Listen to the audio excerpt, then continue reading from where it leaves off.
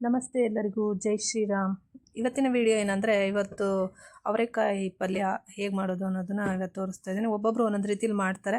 ಈ ಥರ ಒಮ್ಮೆ ಮಾಡಿ ತಿನ್ನಿ. ಯಾವಾಗಲೂ ಡೈಲಿ ಒಂದೇ ಥರ ಟೇಸ್ಟ್ ಇರುತ್ತಲ್ವ, ಇವಾಗ ಈ ಥರ ಒಮ್ಮೆ ಮಾಡಿ ತಿನ್ನಿ. ಮತ್ತೆ ಮತ್ತೆ ಮಾಡ್ಕೊಂಡು ತಿನ್ನಬೇಕು ಅನಿಸುತ್ತೆ. ಒಮ್ಮೆ ಟ್ರೈ ಮಾಡಿ. ಯಾರೆಲ್ಲ ನನ್ನ ಚಾನಲ್ಗೆ ಸಬ್ಸ್ಕ್ರೈಬ್ ಆಗಿಲ್ಲ, ಸಬ್ಸ್ಕ್ರೈಬ್ ಮಾಡ್ಕೊಳ್ಳಿ, ಆದಷ್ಟು ಶೇರ್ ಮಾಡಿ. ಇವಾಗ ಫಸ್ಟ್ ಅವರೆಕಾಯಿನ ನೀಟಾಗಿ ತೊಳ್ಕೊಬೇಕು. ತೊಳ್ಕೊಂಡು ಅದರೊಳಗಡೆ ಬೀಜದಲ್ಲಿ ಜಾಸ್ತಿ ಹುಳುಗಳಿರ್ತವೆ. ಅದರಿಂದ ಅದನ್ನು ಓಪನ್ ಮಾಡಿನೇ ಅದರಲ್ಲಿರೋ ಬೀಜ ಎಲ್ಲ ತೆಗೆದುಬಿಟ್ಟು ಆ್ಯಕ್ಚುಲಿ ಅವರೆಕಾಯಿ ಪಲ್ಯ ಮಾಡಬೇಕು. ಇಲ್ಲಾಂದರೆ ಏನಾಗುತ್ತೆ ಅಂತ ಹೇಳಿದ್ರೆ, ಹುಳುಗಳು ಜಾಸ್ತಿ ಇರೋದ್ರಿಂದ ಅದು ಪೂರ ಹೊಟ್ಟೆಗೆ ಹೋಗುತ್ತೆ. ಅದಾದ ನಂತರ ಸ್ವಲ್ಪ ಮಿಕ್ಸಿಗೆ ಒಂದು 2-3 ಬೆಳ್ಳುಳ್ಳಿ, ಒಂದೆರಡು ಸ್ವಲ್ಪ ಈರುಳ್ಳಿ, ಒಂದು ಸ್ವಲ್ಪ ಕೊತ್ತಂಬರಿ ಸೊಪ್ಪು, ಸ್ವಲ್ಪ ಜೀರಿಗೆ, ಅದಾದ ನಂತರ 2 ಹಸಿಮೆಣಸು, ಅಥವಾ ನಾನಿಲ್ಲಿ ಆ್ಯಕ್ಚುಲಿ ಇದು ಏನಂದರೆ ಜೀರಿಗೆ ಮೆಣಸು ಅಂತೀವಿ, ಜೀರಿಗೆ ಮೆಣಸನ್ನ ಹಾಕಿದ್ದೀನಿ ಆ್ಯಕ್ಚುಲಿ ನಾನಿಲ್ಲಿ.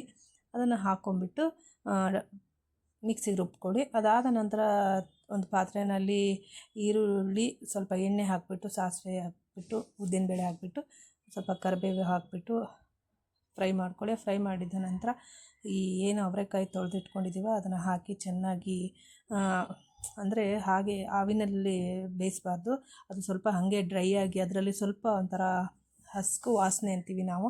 ಆ್ಯಕ್ಚುಲಿ ಅದು ಒಂಥರ ಸ್ಮೆಲ್ ಇರುತ್ತೆ, ಒಂಥರ ಆ ಸ್ಮೆಲ್ ಹೋಗಬೇಕು. ಆ್ಯಕ್ಚುಲಿ ಎಣ್ಣೆನಲ್ಲೇ ಫ್ರೈ ಮಾಡಬೇಕು. ಅದು ಆ್ಯಕ್ಚುಲಿ ನೀರೆಲ್ಲ ಹಾಕಬಾರ್ದು. ನೀರು ಹಾಕಿದ್ರೆ ಅದು ಆ ಸ್ಮೆಲ್ ಹೋಗಲ್ಲ. ಅದು ಒಂಥರ ಹಸಿ ವಾಸನೆ ಇರುತ್ತೆ, ಆ ಹಸಿ ವಾಸನೆ ಹೋಗಲ್ಲ. ಅದರಿಂದ ಅದನ್ನು ಹಾಗೆ ಎಣ್ಣೆನಲ್ಲೇ ಫ್ರೈ ಮಾಡ್ಕೊಳ್ಳಿ ಚೆನ್ನಾಗಿ. ಹಾಗೆಯೇ ಅದು ಸಣ್ಣ ಸಣ್ಣ ಬೀಜಗಳಿರುತ್ತೆ ನೋಡಿ, ಅದನ್ನು ಆ್ಯಕ್ಚುಲಿ ಯಾಕಂದರೆ ಬರೀ ಅವರೆಕಾಯಲ್ಲಿ ಹುಳುಗಳು ಜಾಸ್ತಿ ಇರುತ್ತೆ. ಅದರಿಂದ ಅವರೆಕಾಯಿ ಅಂತಾರೆ, ದೊಡ್ಡದಲ್ಲ ಇದು ಚಿಕ್ಕದು ಅವರೆಕಾಯಿ, ಚಪ್ರದ ಅವರೆಕಾಯಿ ಅಂತ ಏನೋ ಅಂತಾರೆ, ಒಬ್ಬೊಬ್ಬರು ಒಂದೊಂಥರ ಅಂತಾರೆ ಭಾಷೆಯಲ್ಲಿ. ಅದರಿಂದ ಇದನ್ನು ಏನೋ ಓಪನ್ ಮಾಡಿಬಿಟ್ಟೆ ಆ ಬೀಜನ ಕ್ಲೀನ್ ಮಾಡಿಬಿಟ್ಟೇ ಸಿಪ್ಪೆನ ಸಪ್ರೇಟ್ ಮಾಡಿನೇ ಕಟ್ ಮಾಡ್ಕೋಬೇಕು, ಆವಾಗಲೇ ಕ್ಲೀನಾಗಿರುತ್ತೆ. ಅದನ್ನು ಚೆನ್ನಾಗಿ ಎಣ್ಣೆಲಿ ಬಾಡಿಸ್ಬಿಟ್ಟು, ಅದಾದ ನಂತರ ಇದನ್ನು ಏನು ಮಿಕ್ಸಿಲಿ ರುಬ್ಕೊಂಡಿರ್ತೀವೋ ಆ ಖಾರನ ಕೂಡ ಅದಕ್ಕೆ ಮಿಕ್ಸ್ ಮಾಡ್ಕೋಬೇಕು. ಅದು ಹಾಕ್ಕೊಂಡು ಅದು ಸ್ವಲ್ಪ ಹೊತ್ತು ಅದು ಕೂಡ ಹಸಿ ವಾಸನೆ ಸ್ವಲ್ಪ ಹೋಗಬೇಕು. ಹಸಿ ವಾಸನೆ ಹೋದಾಗ ಏನಾಗುತ್ತೆ, ತುಂಬ ಟೇಸ್ಟ್ ಕೊಡುತ್ತೆ. ಇದು ಸ್ವಲ್ಪ ಹಸಿ ಬೆಳ್ಳುಳ್ಳಿ ಇರೋದ್ರಿಂದ ತುಂಬ ಟೇಸ್ಟ್ ಕೊಡುತ್ತೆ. ಚಪಾತಿ ಜೊತೆ, ಅನ್ನದ ಜೊತೆ, ಯಾವುದ್ರ ಜೊತೆ ಬೇಕಾದ್ರೂ ಮಿಕ್ಸ್ ಮಾಡ್ಕೊಂಡು ತಿನ್ಬೋದು, ತುಂಬ ಟೇಸ್ಟಾಗಿರುತ್ತೆ. ಆ್ಯಕ್ಚುಲಿ ಇದನ್ನು ಮುಚ್ಚಿಟ್ಟು ಬೇಯಿಸಬಾರ್ದು, ಹಾಗೆಯೇ ಅದು ಬೆಂದ್ಕೊಬಿಡುತ್ತೆ ಬೇಗನೆ. ತರಕಾರಿ ಅಲ್ವ, ಅದು ತೆಳ್ಳಗಿರುತ್ತೆ, ಸಿಪ್ಪೆ ಎಲ್ಲ ಬೇಗ ಬೆಂದ್ಕೊಬಿಡುತ್ತೆ. ಅದಾದ ನಂತರ ಸ್ವಲ್ಪ ಕೊಬ್ಬರಿನ ಹಾಕಿ ಉದುರಿಸಿ